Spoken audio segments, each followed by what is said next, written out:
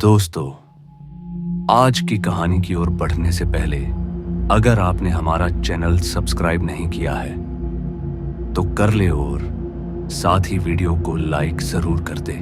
दोस्तों, क्या आपने कभी सुनी है उस आदमी की कहानी जो अपने गांव में बेखौफ घूमता था, मगर जैसे ही वह राज्य की सीमा पार करता तो पुलिस के साए उसके पीछे पड़ जाते? यह कहानी है रमेश, एक ऐसे शख्स की जिसके सीने में नशे की तस्करी का काला कारोबार धधकता था और जिसके पीछे एक अनसुलझा रहस्य छिपा था। क्या वह वाकई इतना चालाक था या कोई और साजिश थी जो उसे बचाती थी?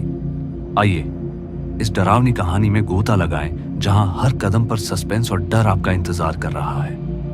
रमेश का गांव कालियापुर हिमाचल की घाटियों में बसा एक छोटा सा गांव था, जहां घने जंगल, ठंडी हवाएं और सन्नाटा, यहां हर घर की दीवारें रहस्यमयी कहानियां छिपाए रखती थी। रमेश एक सामान्य सा दिखने वाला आदमी और गांव में सबका चहेता था। उसकी हंसी और दरियादिली की वजह से कोई उस पर शक नहीं करता था। लेकिन रात के अंधेरे में जब गांव सो जाता तो रमेश की असली दुनिया जाग उठती। जंगल के बीच बने एक पुराने खंडहर में वह नशे का सामान छिपाता था। अफीम, चरस और ना जाने क्या क्या। उसका कारोबार रातों रात लाखों में चलता था, लेकिन इस बात की गांव वालों को भनक तक नहीं थी। रमेश की एक खास बात थी, वह कभी अपने गांव में पकड़ा नहीं गया। पुलिस की रेड हो या कोई जांच, वह हमेशा बच निकलता। लोग कहते थे कि यह उसका जादू है, कोई ताकत जो उसे बचा लेती है। लेकिन सच क्या था? यह सवाल गांव में हर किसी के मन में था। एक रात रमेश को दिल्ली में एक बद्दा सौदा करना था। उसने अपने बैग में सामान भरा और ट्रक लेकर निकल पड़ा। पर जैसे ही वह हिमाचल की सीमा पार कर पंजाब में दाखिल हुआ, उसे एक अजीब सा एहसास हुआ। सड़क सुनसान थी और उसकी गाड़ी के पीछे एक पुलिस जीप की हेडलाइट्स चमक रही थी। रमेश ने गहरी सांस ली और गाड़ी की स्पीड बढ़ा दी, लेकिन जीप ने उसका पीछा नहीं छोड़ा। उसका दिल जोर जोर से धड़कने लगा और उसने सोचा, यह कैसे हो सकता है? मैं तो हमेशा बच जाता हूं, लेकिन इस बार कुछ अलग था। पुलिस जैसे पहले से ही तैयार थी। रमेश ने गाड़ी को जंगल की एक कच्ची सड़क पर मोड़ लिया, पर अंधेरा इतना घना था कि कुछ दिखाई नहीं दे रहा था। उसने अपनी टॉर्च जलाई और सामान को जंगल में छिपाने की सोची, लेकिन तभी एक ठंडी हवा ने उसके कानों में सनसनी पैदा की। उसे लगा जैसे कोई उसे देख रहा है। वह रुका और उसने पीछे मुड़कर देखा, लेकिन वहां कोई नहीं था। सिर्फ पेड़ों की सरसराहट और उल्लुओं की आवाजें थी। उसने खुद को समझाया, यह सिर्फ डर है रमेश, तू तो बेखौफ है। लेकिन उसका मन नहीं माना। उसे लगा कोई साया उसके साथ चल रहा है। रमेश ने सामान छिपाया और वापस ट्रक की ओर बढ़ा, लेकिन तभी पुलिस की जीप सामने आ खड़ी हुई। सायरन की आवाज से उसका खून जम गया। तभी एक पुलिस वाले ने चिल्लाया, रमेश, हथियार डाल दो। यह सुनकर रमेश ने भागने की कोशिश की, लेकिन जंगल में वह फंस गया। पर अचानक एक रहस्यमयी धुंध जंगल में छा गई। पुलिस वालों की आवाजें धीमी पड़ने लगी। रमेश को लगा जैसे समय रुक गया हो। उसने देखा एक काला साया पेड़ों के बीच से निकलकर उसकी ओर बढ़ रहा था। उसकी आंखें लाल थीं और कोई चेहरा था ही नहीं। अब रमेश के पैर जम गए। वह चिल्लाना चाहता था, लेकिन उसकी आवाज गले में अटक गई। साए ने उसकी ओर हाथ बढ़ाया और एक ठंडी सिहरन रमेश के शरीर में दौड़ गई। तभी साया गायब हो गया और पुलिस की जीप भी वहां से चली गई। अब रमेश अकेला खड़ा था और पूरा पसीने से तरबतर। वह वापस गांव लौटा, लेकिन अब वह वही रमेश नहीं था। उसकी आंखों में डर था। उसने अपने दोस्त मंगल को सारी बात बताई तो मंगल ने हंसकर कहा, तू थक गया है रमेश, ये सब तेरा वहम है। लेकिन रमेश को यकीन था कि वह साया कोई साधारण चीज नहीं थी। अब कुछ दिन बाद रमेश को फिर से दिल्ली जाना पड़ा, पर इस बार वह और सतर्क था। उसने सामान को और छिपा कर रखा और रास्ते में हर पल चौकन्ना रहा।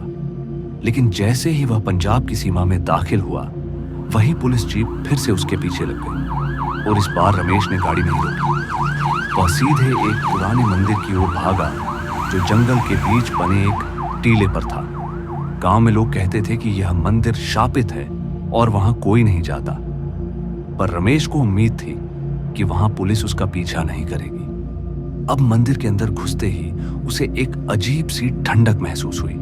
उसने देखा कि मंदिर की दीवारों पर अजीब निशान उकेरे हुए थे, जैसे कोई प्राचीन जादू टोना। पर रमेश ने अपने बैग को एक कोने में छिपाया और बाहर झांकने की कोशिश की, लेकिन बाहर कोई नहीं था और पुलिस भी गायब थी। अचानक मंदिर के अंदर से एक फुसफुसाहट सुनाई दी। रमेश, तुमने वादा तोड़ा। अब ये सुनते ही मानो जैसे रमेश का दिल धड़कने से रह गया हो। उसने इधर उधर देखा, लेकिन वहां कोई नहीं था। फिर वही साया उसके सामने प्रकट हुआ, पर इस बार उसकी आंखों में गुस्सा था। अब रमेश ने उससे पूछा, तू कौन है? मुझसे क्या चाहता है? तो साये ने जवाब दिया, मैं वही हूं जिसने तुझे गांव में बचाया, लेकिन तूने मेरे साथ धोखा किया। पर यह सब सुनकर रमेश को कुछ समझ नहीं आया, क्योंकि उसने कभी कोई वादा नहीं किया था। पर साये ने बताया कि सालों पहले रमेश ने अपने कारोबार को बढ़ाने के लिए एक तांत्रिक से मदद मांगी थी। तांत्रिक ने उसे एक आत्मा से जोड़ा जो उसे गांव में सुरक्षित रखती थी, लेकिन बदले में रमेश को कभी भी सीमा पार नहीं करनी थी। और तभी रमेश को सब याद आया, वह रात, वह तांत्रिक और वह डरावना अनुष्ठान। तभी रमेश ने गिड़गिड़ाना शुरू किया और बोलने लगा, मुझे माफ कर दो, मैं अब कभी सीमा पार नहीं करूंगा। लेकिन साये ने कहा, अब बहुत देर हो चुकी है। और इसी के साथ अब मंदिर की दीवारें हिलने लगीं और फर्श के नीचे से एक अजीब सी आवाज आने लगी। अब डर कर रमेश ने भागने की कोशिश की, लेकिन मंदिर के दरवाजे अपने आप बंद हो गए और साये ने उसे घेर लिया। उसकी लाल आंखें अब और चमक रही थीं। तभी रमेश ने आखिरी बार चिल्लाया और फिर सन्नाटा छा गया। अगले दिन गांव वालों ने सुना कि रमेश लापता है और पुलिस ने उसका ट्रक जंगल में पाया, लेकिन उसका कोई अता पता नहीं था। मंदिर में सिर्फ उसका बैग मिला, जिसमें नशे का सामान भरा हुआ था। अब गांव में अफवाहें फैलने लगीं। कुछ लोग कहते थे कि रमेश को पुलिस ने पकड़ लिया, कुछ का मानना था कि वह जंगल में भटक गया, लेकिन कुछ बुजुर्गों ने फुसफुसाते हुए कहा, यह उस साये का काम है। अब कुछ महीनों बाद एक नया तस्कर गांव में आया और उसने भी रमेश की तरह कारोबार शुरू किया। लेकिन एक रात जब वह सीमा पार करने की कोशिश कर रहा था, तो उसे वही साया दिखा जो रमेश को दिखता था। और साये को देखते ही उसकी चीखें जंगल में गूंजी और वह भी गायब हो गया। अब कालियापुर के लोग उस मंदिर के पास नहीं जाते थे, लेकिन रात में जंगल से अजीब आवाजें आती हैं, जैसे कोई फुसफुसा रहा हो। लोग कहते हैं कि साया अब भी वहां रहता है और जो भी सीमा पार करने की कोशिश करता है वह उसे ढूंढ लेता है। रमेश की कहानी अब गांव की एक डरावनी किंवदंती बन चुकी है। लोग अपने बच्चों को डराते हैं और कहते हैं कि रमेश की तरह मत बनो, वरना साया तुम्हें भी ले जाएगा। लेकिन सच क्या है? क्या यह सिर्फ एक कहानी है या वाकई कोई शक्ति है जो कालियापुर की रक्षा करती है?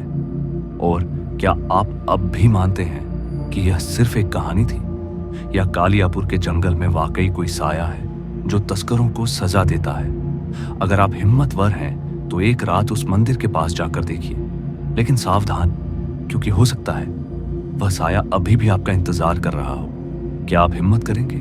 कमेंट में बताएं और इस कहानी को अपने दोस्तों के साथ शेयर करें। अगली कहानी में फिर मिलते हैं, तब तक सावधान रहें।